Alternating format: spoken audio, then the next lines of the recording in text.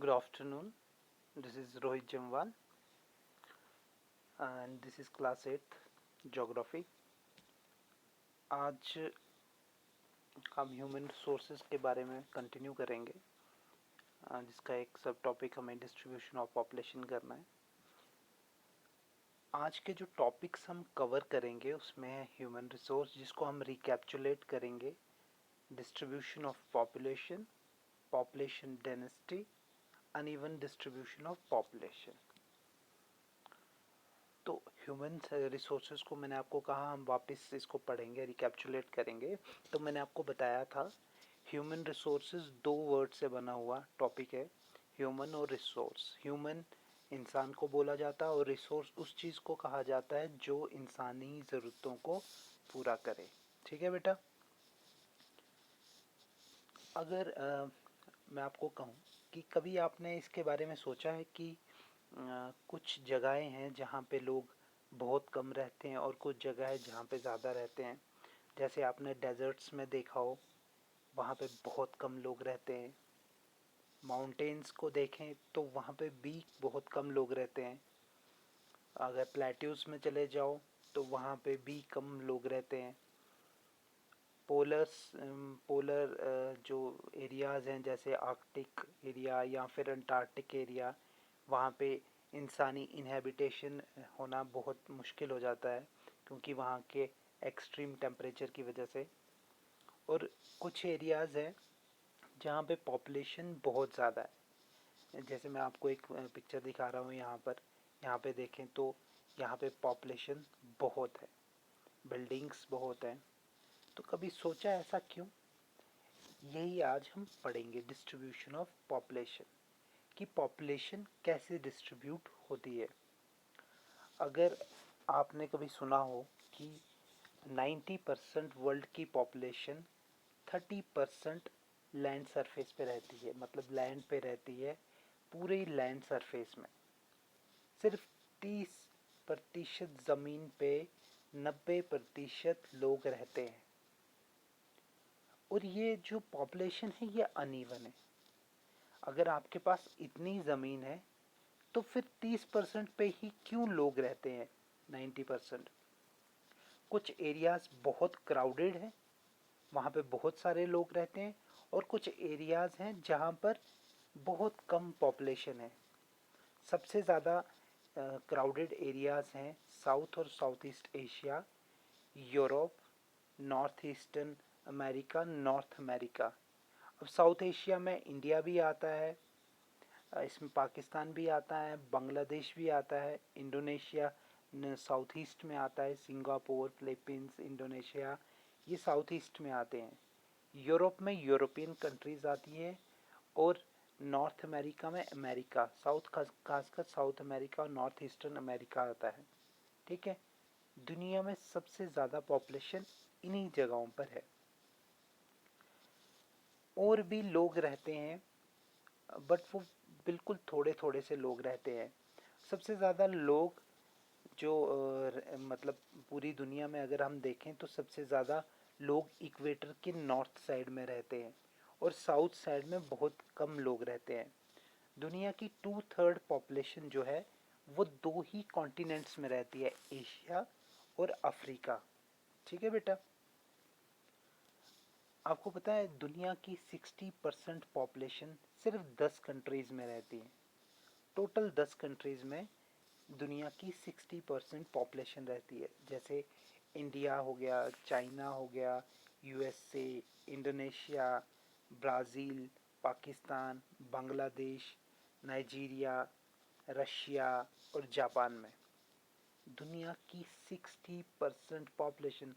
आप सोच सकते हैं कि कितनी बड़ी आबादी सिर्फ 10 कंट्रीज़ में रहती है। दुनिया में 193 कंट्रीज़ है और 193 कंट्रीज़ में 60% पॉपुलेशन सिर्फ इन 10 कंट्रीज़ में रहती है। क्या कभी सोचा है कि इतनी अनइवन डिस्ट्रीब्यूशन है पॉपुलेशन की? क्या ऐसा है इन 10 कंट्रीज़ में जो बाकी कंट्रीज़ में नहीं है? अब देखो, मैंने आपको यहाँ पे एक शक्ल दिखाई है पहाड़ की, एक पहाड़ की। आप कभी गए हो पहाड़ों पे तो आपने देखा हो कि वहाँ पे एक घर अगर एक जगह पर है तो दूसरा घर उससे बहुत दूर है। अब देखो यहाँ पर ही एक घर यहाँ पर है इस रोड के किनारे, दूसरा घर भी रोड के किनारे है मगर बहुत ज़्यादा दूर है, डिस्टेंस बहुत है। और यहाँ पे देखिए इस इमेज में, यहाँ पर घर कितने कितने नज़दीक है, बिल्डिंग्स कितनी कितनी क्लोज है। आप समझ रहे हैं ये क्या, ये जो इमेज है ये क्या बताना चाहती है। कुछ तो वजह है जिनकी वजह से ये पॉपुलेशन है वो इतनी अनइवनली डिस्ट्रीब्यूट हुई है। देखो इंडिया का अगर मैप देखें तो ये जो रेड बेल्ट दिख रही है, सबसे ज़्यादा पॉपुलेशन इंडिया की इसी बेल्ट में, जिस जो ये रेड मार्क किया हुआ है ना, इसी बेल्ट में इंडिया की सबसे ज़्यादा पॉपुलेशन रहती है। इसको इंडो जेनेटिक प्लेन भी कहते हैं। ये गंगा का प्लेन जो है वहाँ पे सबसे ज़्यादा, या फिर ब्रह्मपुत्रा प्लेन जो है वहाँ पे इंडिया की सबसे ज़्यादा पॉपुलेशन रहती है। अगर हम वर्ल्ड की बात करें तो ये ऑरेंज कलर का अगर आप देख रहे हो, इन्हीं कंट्रीज़ में, इस कंट्रीज़ में जिस पे ये ऑरेंज कलर है, यहाँ पे सबसे ज़्यादा पॉपुलेशन है। आप देखिए साउथ एशिया में इंडिया को देख लीजिए, पाकिस्तान देख लीजिए और चाइना देख लीजिए, ठीक है बेटा, और यूरोप में देख लो, नॉर्थ अमेरिका में देख लो। तो वर्ल्ड के मैप को भी अगर देखेंगे तो पॉपुलेशन उन्हीं कंट्रीज़ में है जो मैंने अभी आपको बताई। नेक्स्ट जो टॉपिक है इसका वो है पॉपुलेशन डेंसिटी। देखो पॉपुलेशन डेंसिटी एक बहुत बड़ा टॉपिक है, अपने हायर क्लासेस में इसके बारे में पढ़ेंगे। अगर मैं आपको एक लाइन में बता दूं कि पॉपुलेशन डेंसिटी क्या है तो वो ये है कि पर यूनिट एरिया में या फिर हर स्क्वायर किलोमीटर, पर स्क्वायर किलोमीटर में या एक स्क्वायर किलोमीटर में कितने लोग रहते हैं, इसे पॉपुलेशन डेंसिटी कहते हैं। आपको एक और फैक्ट बताता हूँ। दुनिया की जब एवरेज लगाई कि पर स्क्वायर किलोमीटर में कितने लोग रहते हैं तो पता चला कि 51 पर्सन्स पर स्क्वायर किलोमीटर रहते हैं। इसमें हम जब हम ये डेंसिटी निकालते हैं तो इसमें हम ओशंस और ग्लेशियर्स को काउंट नहीं करते, मगर अगर करना भी पड़े तो भी जो पर स्क्वायर किलोमीटर में कितने लोग रहते हैं यही आप एक फॉर्मूला यूज़ कर सकते हैं। मैंने यहाँ पे बनाया भी है, population density is equal to number of people per unit area. ठीक है बेटा जी। और जो ये जो फार्मूला यूज़ किया जाता है ये स्टेट के वाइज से भी किया जाता है, कंट्री वाइज भी किया जाता है, और बाहर की कंट्रीज़ के बारे में भी यही फार्मूला यूज़ किया जाता है। जैसे इंडिया में पता करना हो कि सबसे ज़्यादा पॉपुलेशन डेंसिटी कहाँ पे है तो वेस्ट बंगाल में है। ठीक है बेटा, पॉपुलेशन डेंसिटी एक तो हुआ, पॉपुलेशन ज़्यादा कहाँ पर है वो अलग चीज़ है, मगर पॉपुलेशन डेंसिटी की पर स्क्वायर किलोमीटर में कितने लोग रहते हैं इसको हम पॉपुलेशन डेंसिटी कहते हैं। देखो यहाँ पे मैंने इमेज बनाई हुई है, चाइना की पॉपुलेशन डेंसिटी आप देख रहे हैं, हर जगह लोग लोग लोग लोग ही आपको दिखेंगे। मगर जब आप दूसरी जगह पे अफ्रीका में देखेंगे तो देखिए थोड़े दूर दूर हैं, है ना बेटा। ये साउथ एशिया में देखिए बहुत नज़दीक नज़दीक दिखेंगे आपको, अमेरिका में देखिए तो बहुत कम दिखेंगे आपको। ठीक है, इसे पॉपुलेशन डेंसिटी कहते हैं। नेक्स्ट टॉपिक जब हम पढ़ते हैं तो वो है factor affecting distribution of population. अभी तक तो हम पढ़ रहे थे कि डिस्ट्रीब्यूशन ऑफ पॉपुलेशन क्या है, ये पॉपुलेशन कैसे डिस्ट्रीब्यूट होती है।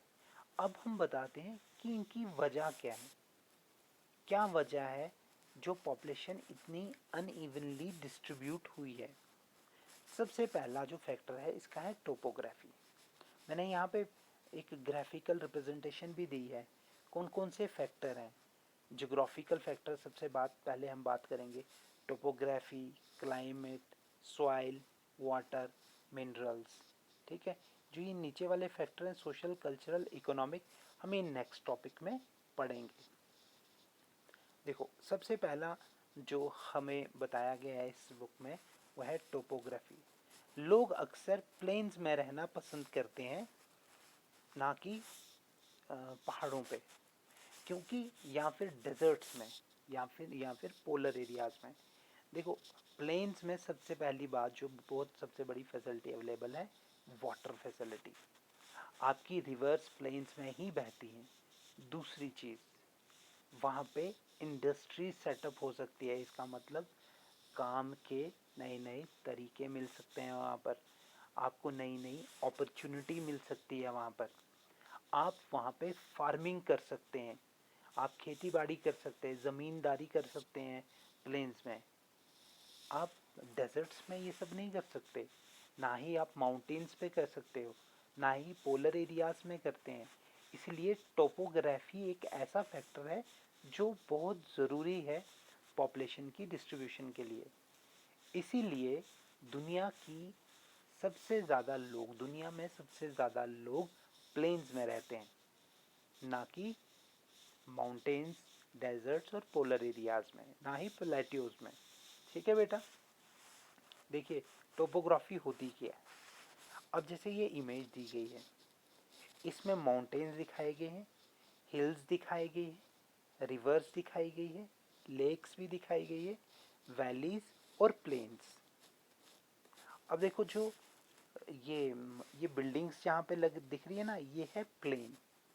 प्लेन के नज़दीक आपको रिवर भी दिख रही है। हाँ, तो रिवर से आपका, देखो, आप इंडस्ट्रीज जब सेटअप होती हैं या फैक्ट्रीज लगती हैं तो वहाँ पर पानी की सबसे ज़्यादा ज़रूरत होती है। अगर पानी नहीं होगा तो इंडस्ट्रीज काम नहीं कर सकती। दूसरा, आप प्लेन्स में जब फार्मिंग करते हैं तो फार्मिंग के लिए भी पानी की ज़रूरत होती है। इसीलिए ज़्यादातर लोग प्लेन्स में रहते हैं। इसीलिए टोपोग्राफी बहुत ज़्यादा इम्पॉर्टेंट हो जाती है। Next, climate. अब कोई भी इंसान हार्श क्लाइमेट में नहीं रहना चाहता। जैसे कि कोई भी इंसान पोलर एरियाज़ में नहीं रहना चाहता, क्योंकि वहाँ का टेम्परेचर बहुत ज़्यादा कोल्ड होता है। वहाँ का क्लाइमेट ऐसा है कि आपको सिर्फ और सिर्फ ठंड का सामना करना पड़ेगा, और एक नॉर्मल इंसान ऐसे टेम्परेचर्स में नहीं रह सकता। ठीक है बेटा। अब कोई इंसान डेजर्ट में भी नहीं रहना चाहता, क्योंकि डेजर्ट का टेम्परेचर बहुत हॉट टेम्परेचर होता है। वहाँ का क्लाइमेट ऐसा होता है कि बारिश ही नहीं गिरती। तो जब बारिश नहीं गिरेगी तो फार्मिंग होगी नहीं, अगर पानी नहीं होगा तो इंडस्ट्री सेटअप नहीं होगी। ठीक है।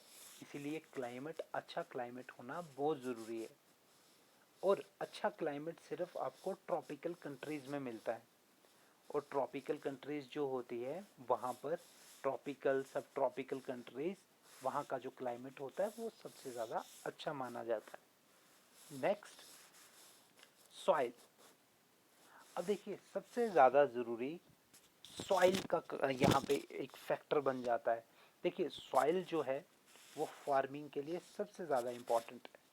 आपको अगर पता हो कि इंडिया एक एग्रीकल्चरल कंट्री है, 70% से ज़्यादा लोग अभी भी एग्रीकल्चर पे डिपेंड है, जो फार्मिंग करते हैं, जो ज़मींदारी करते हैं और अपना पेट पालते हैं। अब अगर सॉइल ही अच्छी नहीं होगी, अगर सॉइल अच्छी नहीं होगी तो वो फार्मिंग कहाँ पे करेगा? वो तो फार्मिंग कर नहीं पाएगा। इसीलिए पॉपुलेशन उन जगहों पे ज़्यादा होती है जहाँ पे सॉइल अच्छी हो, खासकर फर्टाइल सॉइल। इसीलिए याद रखना, जहाँ पे भी रिवर्स बहती हों उसके नज़दीक का जो एरिया होता है वो बहुत फर्टाइल होता है। एल्विल सॉइल वहाँ पे पाई जाती है, और जहाँ पे फर्टाइल सॉइल होती है वहाँ पे फार्मिंग अच्छी होती है, वहाँ पे प्रोडक्शन अच्छी होती है। इसीलिए दुनिया की सबसे ज़्यादा पॉपुलेशन उन जगहों पे रही हैं जहाँ पे फर्टाइल सॉइल हो, जहाँ पे रिवर्स बहती हो। दुनिया की सबसे पुरानी सिविलाइजेशन हो या फिर लेटेस्ट जो टाइम है हमारा 21st सेंचुरी, सबसे ज़्यादा पॉपुलेशन इंडिया में इंडो गैंजेटिक प्लेन में ही है, या फिर ब्रह्मपुत्रा प्लेन्स में, या गंगा प्लेन में, या ब्रह्मपुत्रा प्लेन में ही है। ठीक है बेटा। And next is water. Water is very essential part for the survival of a human being. अब देखिए, मानिए अगर साफ पानी ना हो, आपके पास सारी चीज़ें हैं, आपके पास इंडस्ट्रीज है, सारी फैसिलिटीज़ अवेलेबल हैं, और अगर आपके पास साफ पानी ना हो तो आप तो ज़िंदा ही नहीं रहेंगे, और जब ज़िंदा ही नहीं रहेंगे तो सारी फैसिलिटीज़ का क्या करेंगे। इसीलिए साफ पानी जिस जगह पे अवेलेबल होगा, लोग वहीं पे ज़्यादा सेटल होंगे। इसीलिए पानी एक बहुत इम्पॉर्टेंट फैक्टर बन जाता है डिस्ट्रीब्यूशन ऑफ पॉपुलेशन का। ठीक है बेटा। Next, minerals. अब जिस स्टेट में, जिस जगह मिनरल्स अवेलेबल होंगे, चाहे वो गोल्ड हो, चाहे वो आयरन हो, चाहे कोई भी यूरेनियम हो। अब समझिए कोई एक जगह है, for example Jammu and Kashmir, या फिर पंजाब, या फिर मध्य प्रदेश, या कर्नाटका। वहाँ पर एक ऑयल फील्ड डिस्कवर किया गया है, मानिए वहाँ पे तेल ढूंढा गया है। अब जहाँ पे तेल ढूंढा गया है वहाँ पे काम शुरू होगा। जब काम शुरू होगा वहाँ पे लोगों को रोज़गार मिलेगा, तो आहिस्ता आहिस्ता लोग वहाँ पे रहना स्टार्ट कर देंगे। या फिर जहाँ पे कोयले की खान होती है, या फिर डायमंड माइन होती है, या फिर गोल्ड माइन होती है, वहाँ पर भी लोग बसना स्टार्ट कर देते हैं, क्योंकि वहाँ पे काम के नए नए रोज़गार पैदा होते रहते हैं, काम की नई नई फैसिलिटीज़ पैदा होती रहती हैं। इसीलिए लोग आके उन जगहों पे सेटल हो जाते हैं। इसीलिए मिनरल्स भी एक इम्पॉर्टेंट फैक्टर है पॉपुलेशन की डिस्ट्रीब्यूशन का। अभी तक तो आपको ये बात समझ आ गई होगी कौन कौन से फैक्टर्स हैं पॉपुलेशन डिस्ट्रीब्यूशन के, और क्या ऐसी वजहें हैं कि जो पॉपुलेशन है बड़ी अनइवनली डिस्ट्रीब्यूट होती हैं। आपको मैंने लास्ट पेज पे मैंने आपको दिखाया था एक जगह जहाँ पे बहुत सारी बिल्डिंग्स साथ में है, दिखाया था ना। हाँ, वो बिल्डिंग्स इसलिए साथ में है क्योंकि वहाँ पे साथ में एक रिवर बह रही है, और मैंने आपको कहा जिस जगह पे रिवर होगी, जिस जगह पे पानी होगा, वहाँ पे पॉपुलेशन सेटल हो जाती है। इसीलिए दुनिया की 60% पॉपुलेशन सिर्फ 10 कंट्रीज़ में रहती है, क्योंकि ये सभी कंट्रीज़ में ये सारी फैसिलिटीज़ अवेलेबल हैं, चाहे वो टोपोग्राफी हो, चाहे वो क्लाइमेट हो, सॉइल हो, वाटर हो, या मिनरल हो। ठीक है बेटा, आज के लिए बस हम इतना ही पढ़ेंगे। हम नेक्स्ट टॉपिक जो होगा बड़ा इंटरेस्टिंग टॉपिक होगा, डिस्ट्रीब्यूशन ऑफ पॉपुलेशन को ही लेके, मगर टॉपिक होगा कि और कौन से फैक्टर्स हैं जो पॉपुलेशन की डिस्ट्रीब्यूशन को इफ़ेक्ट करते हैं। ठीक है बेटा, so thank you for watching the channel.